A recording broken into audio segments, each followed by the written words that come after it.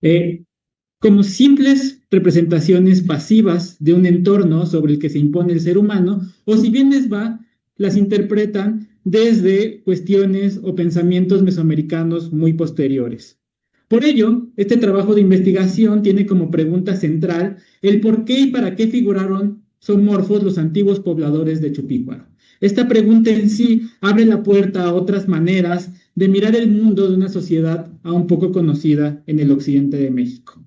Como preámbulo, tratemos un poco lo que es Chupícuaro. Chupícuaro se estableció en el occidente de México, específicamente en el Valle de Acámbaro, durante el Preclásico tardío y se distingue por su particular y fina cerámica. Estos asentamientos se asentaron muy cerca del río Lerma y de sus ramales, en zonas agrícolas fértiles y con zonas de pantanos inundables durante la época de lluvias. Además, hay una serie de cuerpos de aguas termales y en general el entorno en las tierras bajas es un entorno semidesértico y hacia las serranías, bosques de pinos y encinos. Sin embargo, este paisaje se vio fuertemente modificado desde la década de 1940 con la construcción de la presa Solís que modificó el cauce de estos ríos. Los asentamientos chupícuaros son los más tempranos en la región del Bajío y son aldeas pequeñas pero complejas con áreas públicas y espacios domésticos dedicadas a la agricultura, a la pesca, a la caza y otros métodos de subsistencia. Regresando a la pregunta, la manera de acercarnos a estas representaciones zoomorfas es primero saber que detrás de ellas hay un reflejo de otras maneras de ver el mundo y por ello es necesario estudiarlas y entenderlas en sus términos. Por ello, una de las primeras partes de este trabajo es estudiar a partir de los modelos de Philippe Descola, que propone que cada sociedad entiende a las representaciones, a los no humanos de distinta manera a partir de un modelo que ve diferencias entre la interioridad y exterioridad de humanos y de no humanos. Sin embargo, esto no nos sirve de mucho si no entendemos a las representaciones dentro de una cuestión mucho más integral, entenderlas como agentes y como actores con simbolismos, todo integrado para poder tener un mayor conocimiento de ellos. Pero, ¿cómo ver estas cosas tan abstractas, tan antropológicas desde la mirada arqueológica? Por ello, es necesario entender los contextos y las redes de relaciones que tuvieron estos objetos. Esto se debe complementar con la identificación, más no el fin, de los animales que están figurados, entender el soporte en el que lo están, es decir, vasijas, figurillas o instrumentos musicales, y con ello preguntarnos el dónde, cuándo y con qué o quiénes se relacionaron estos objetos. Para esta investigación se analizaron 105 figuraciones zoomorfas del CENCA y del Museo Nacional de Antropología, vasijas, instrumentos, figurillas, tanto de excavación como desde colecciones particulares. No obstante, el foco de la investigación estuvo en aquellas que vinieron de contextos primarios porque en ellos se esconden estas redes de relaciones de estos objetos. Es decir, entierros, depósitos de cráneos de infantes, cachés o escondites, vasijas aisladas y superficies de ocupación. No obstante, estudiar las relaciones contextuales de lo chupícuaro implica otras problemáticas. La mayoría de los entierros y contextos primarios, así como de los zoomorfos, proceden de las excavaciones de la presa Solís de 1940, que por la época, pues el registro es sumamente esquemático y carente de muchos datos, y algunos de ellos incluso se han extraviado a lo largo del tiempo. No obstante, esto se puede comparar con distintas excavaciones desde 1998 que han hecho Darras y Follar en la región, donde hay contextos bien definidos, bien registrados, pero lamentablemente pocos ejemplos de representaciones son. Por ello, a partir de todos los datos que había sueltos, se intentó reconstruir estos sitios excavados durante la construcción de la presa Solís. A partir de ello, se pudo ver una concentración de entierros regularmente en torno a un tlecuil central y los entierros depositados de manera circular, algo muy similar a lo que reporta Foger en la región con estas unidades domésticas donde los entierros están debajo de las casas. También poder diferenciar estos zoomorfos a lo largo de las ocupaciones de Chupícuaro en el tiempo desde el 600 hasta el 100 a.C. Y con ello se pudo identificar un corpus de aves terrestres principalmente, que son codornices de Moctezuma específicamente, y una cuestión interesante es que muchas de ellas se manifiestan con el gesto de la boca abierta, algo que está muy presente en las cuestiones mesoamericanas ligadas a la codorniz, y que pues se asocia regularmente a la mañana, sobre todo a la hora que cantan estas aves.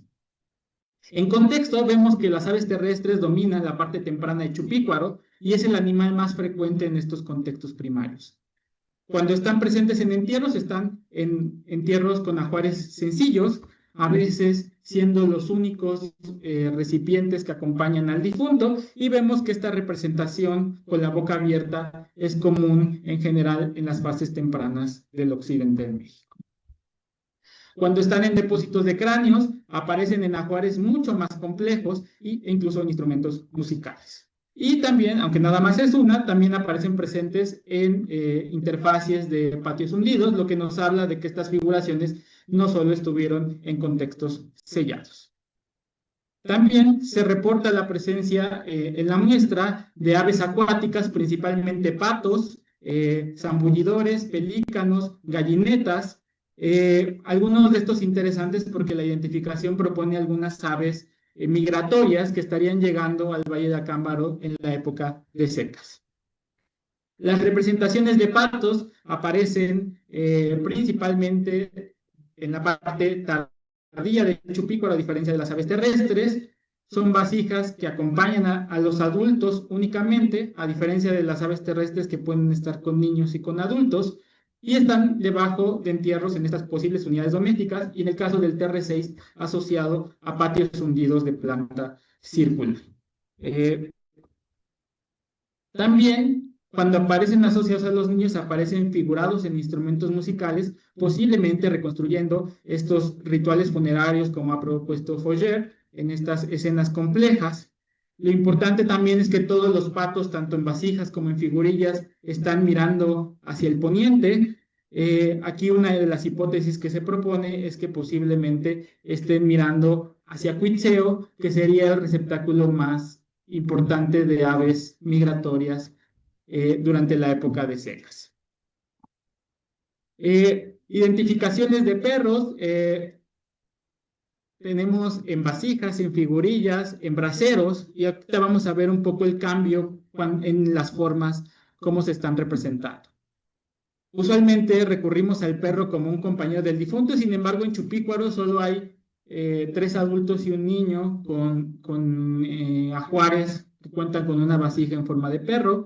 Son ajuares sencillos donde, pues al parecer, estos recipientes están siendo los protagonistas del ajuar y están debajo de estas posibles unidades domésticas. Sin embargo, cuando el perro aparece en vasijas aisladas y como cachés, aparece con estos braseros sobre el lomo, similar a otras regiones del occidente de México durante el preclásico tardío y el clásico temprano.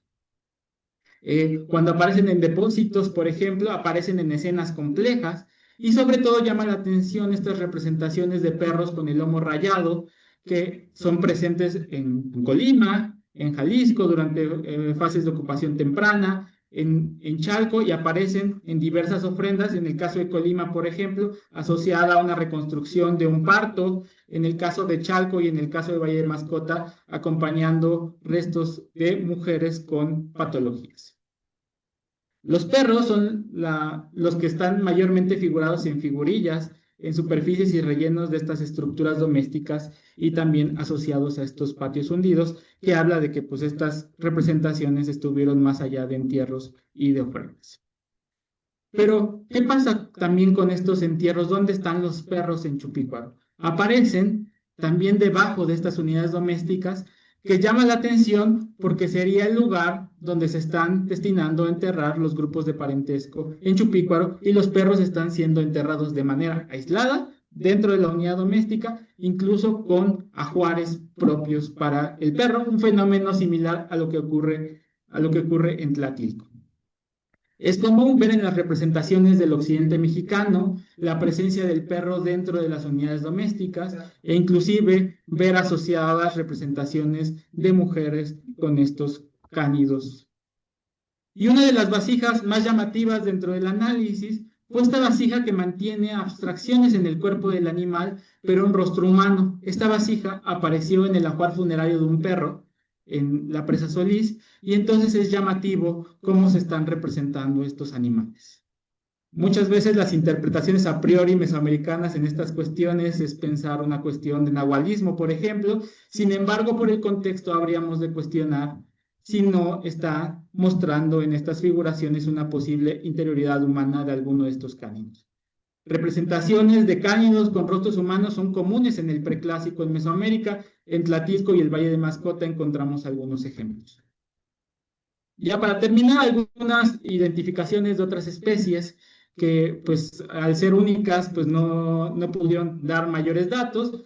Representaciones de posibles lagartos, de posibles tortugas e incluso de estos reptiles, y llama la atención también la presencia de los instrumentos y de estas figurillas con flautistas, otra vez la asociación con los entierros de los niños. También peces, esta vasija es de una colección particular, sin embargo, en excavaciones se han identificado dentro de vasijas ofrendas con charales que nos muestran pues la importancia de estos animales. Y destacar también las ausencias, que marcan estas diferencias en las maneras de ver el mundo a través del tiempo.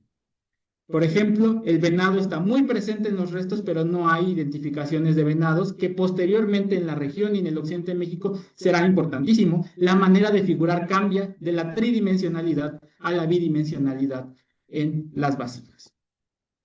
Y por ello, invito a mirar más allá de lo animal y, como conclusión, intentar comprender las figuraciones zoomorfas desde sus propias lógicas. Por ello, es importante, más que dar interpretaciones a priori, analizar las diferencias entre contextos, entre animales y entre los soportes. Comprenderlas desde sus modos de identificación, desde su agencia y desde su simbolismo, y con ello podemos acercarnos a los porqués y para qué de estas figuraciones. Por ejemplo, las codornices en entierros, posiblemente asociados a mitos con la muerte en Chupícuaro, en depósitos, posiblemente como peticiones y agradecimientos. En el caso de los patos, también asociados a posibles ideas funerarias, y en las reconstrucciones de estas escenas rituales. Los perros con una variedad en entierros, en peticiones y agradecimientos, en escenas, como posible parte de esta unidad doméstica en Chupícuaro, e inclusive cuestionarnos si no con una interioridad humana. Y con ello es una manera de comprender y tratar de comprender las maneras en que habitaron y miraron el mundo los antiguos pobladores de Chupícuaro, una sociedad poco conocida del occidente de México. Muchas gracias.